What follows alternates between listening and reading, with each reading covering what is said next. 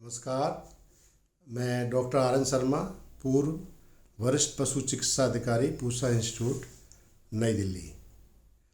जब भी कोई किसान, हमारा नवयुवक या महिलाएं डेयरी फार्म खोलना चाहते हैं तो उन्हें कुछ आवश्यक प्रक्रियाओं को अपनाना पड़ता है और उसमें सबसे पहला है जगह का चुनाव। जो डेयरी फार्म है उसी जगह खोलें जहाँ पर जो पक्की सड़क का आवागमन की सुविधा हो। मतलब वो स्थान एक ऐसी सड़क से जुड़ा होना चाहिए जो शहर को या अन्य स्थानों को जोड़ती है, क्योंकि बहुत तरह के सामान उसको डेयरी फार्म पर लाने पड़ते हैं और अपना जो प्रोडक्ट है, दूध है या अन्य पदार्थ हैं, उनको बाज़ार ले जाना पड़ता है। तो एक तो जो रोड की कनेक्टिविटी है वो बहुत ज़रूरी है। दूसरा, उस जगह पर बिजली की सुविधा बहुत आवश्यक है। बिजली डेयरी फार्म से संबंधित बहुत से यंत्रों को चलाने के लिए, मशीनों को चलाने के लिए उसमें ज़रूरत पड़ती है। इसके साथ साथ ये ज़रूरी है कि उस स्थान पर जो पानी है उसकी अच्छी उपलब्धता हो और पानी मीठा होना चाहिए। खारा पानी अगर है तो उस ऐसी जगह पर डेयरी फार्म नहीं खोलना चाहिए। और वो स्थान जो है अन्य जगह से ऊंचा होना चाहिए। अगर ऊंचा नहीं है तो जब भी पशु आवास का निर्माण कराएं तो पूरे क्षेत्र को जो डेयरी फार्म के लिए निश्चित किया हुआ है उस पर मिट्टी डाल के उसको लगभग 2 फुट आसपास की ज़मीन से उसको ज़रूर ऊंचा कराएं। ऐसा कराने से जो पशुशाला की जो सफाई है वो बहुत उसमें आसानी होती है। जो भी गंदगी है या पानी है उसका निकास जो है बहुत आसानी से हो जाता है। और कई बार देखा गया है कि अगर बारिश ज़्यादा हो जाती है, अगर स्थान अगर वो ऊंचा है तो उसमें पानी नहीं जाएगा और हमारे पशु उसमें सुरक्षित रहेंगे। और ये भी देख लें कि जहाँ भी आप डेयरी फार्म खोलें उस जगह वो आवास के लिए भी आपके पास में जगह होनी चाहिए। इसके साथ साथ कुछ ज़मीन जो है चारा उगाने के लिए भी बहुत ही ज़रूरी है। और कोशिश करें कि जो डेयरी फार्म का जो जगह है वो शहर के नज़दीक बनाएं या किसी कस्बे के, क्योंकि जब भी आप डेयरी फार्म चलाएंगे तो जो दूध और दूध से बने उत्पाद हैं वो आसानी से शहर में ले जा सकते हैं और शहर में वो बिक भी जाते हैं और उनका अच्छा जो है मूल्य भी मिल जाता है। तो ये स्थान के बारे में आप ज़रूर पूरा ध्यान रखें, तभी डेयरी फार्म एक लाभदायक हो सकता है। अगली हम बात करते हैं विभिन्न पशु आवास की। जब भी आप डेयरी फार्म खोलेंगे तो आपको पशु आवास बनाना है। उसमें जैसे पशुओं को दूध निकालने के लिए जो बाड़ा होता है वो बहुत ज़रूरी है। और भी जब विपरीत मौसम होता है, जैसे ज़्यादा जाड़ा होता है या गर्मी होती है, बारिश होती है, तो इन सब से बचाव के लिए भी एक बंद जो है आवास वहाँ पर बनाना पड़ता है।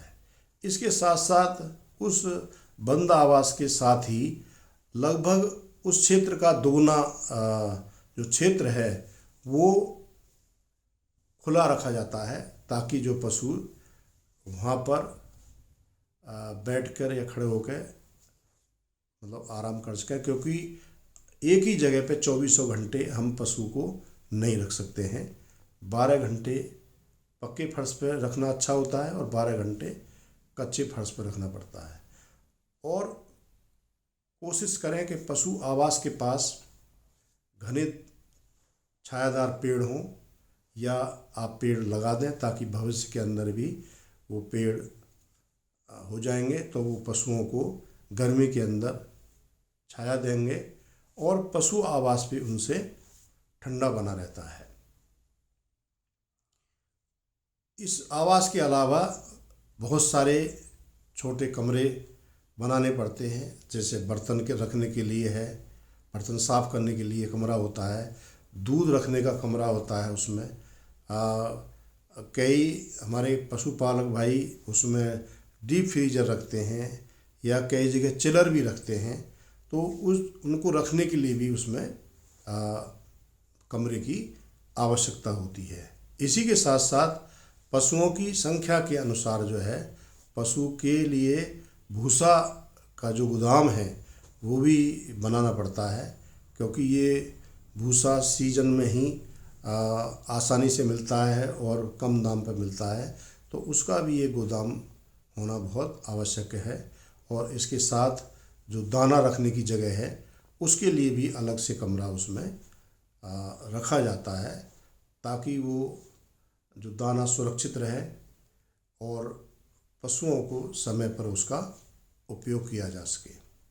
बात करते हैं मार्केटिंग की। तो अगर आपने बड़ा डेयरी फार्म बनाया है और शहर के नज़दीक है, तो आप इसके दूध की बिक्री के लिए आप अपना एक कंपनी बना सकते हैं। उसका कोई नाम आप रख सकते हैं उसका। और कंपनी बनाने के लिए आपको जो दूध है उसको ठंडा करके उसकी पैकेजिंग करनी पड़ती है। तो उसकी बहुत सारी सुविधाएं जो है ये मशीनें उपलब्ध होती हैं, तो वो आप उसकी पैकेजिंग करें। और पैकेजिंग के लिए आपको जो जिस जगह पे आपने फार्म खोला है उस जगह की जो अथॉरिटी है, नगर पालिका है या कॉरपोरेशन है, वहाँ से या मेडिकल हॉस्पिटल होता है, वहाँ पर इससे FSSAI का आपको लाइसेंस उसकी ज़रूरत पड़ती है। तो उसकी जब भी पैकिंग करेंगे तो उस पर पूरी आप जानकारी प्रिंट कराएं कि कितना मात्रा में दूध है, कौन सी क्वालिटी का दूध है, टोन्ड है, डबल टोन्ड है या फुल क्रीम मिल्क है, और उसकी डेट ऑफ पैकिंग सारा एड्रेस वगैरह उस पर लिखा जाता है। तो अगर आप पैकेजिंग के द्वारा अगर आप ग्राहकों के यहाँ पर दूध की आप सप्लाई करेंगे तो ये जो व्यवसाय है काफ़ी ये लाभदायक होता है। हाँ, शुरू में आपको मार्केट बनाने के लिए थोड़ा सा पब्लिसिटी ज़रूर करनी पड़ेगी। उसके लिए आप अखबार में विज्ञापन दे सकते हैं, चौराहों पर आप बैनर लगा सकते हैं, या घर घर जाकर आप पैम्फलेट बांट सकते हैं। पैम्फलेट से भी उनको काफ़ी जानकारी मिल जाती है। तो शुरू में अगर आप ये प्रयत्न करेंगे तो आगे चलकर ये व्यवसाय जो है अपने आप ही मार्केट उसमें विकसित हो जाता है और फिर आगे उसमें परेशानी नहीं आती है। तो मुझे उम्मीद है कि ये जितने भी पहलू हैं, जब भी डेयरी फार्म खोलना होगा तो इन पहलुओं को बहुत ज़्यादा आपको ध्यान रखना पड़ेगा। और मुझे उम्मीद है कि ये जानकारी आपको बहुत ही अच्छी लगी होगी। अगर आपको ये वीडियो मेरा पसंद आया है तो आप इसको लाइक करें, सब्सक्राइब करें, और भी जो आपके परिचित लोग हैं उनको भी आप भेजें, ताकि वो भी इसका पूरा लाभ ले सकें। आपने वीडियो देखा, इसके लिए आपका बहुत बहुत धन्यवाद।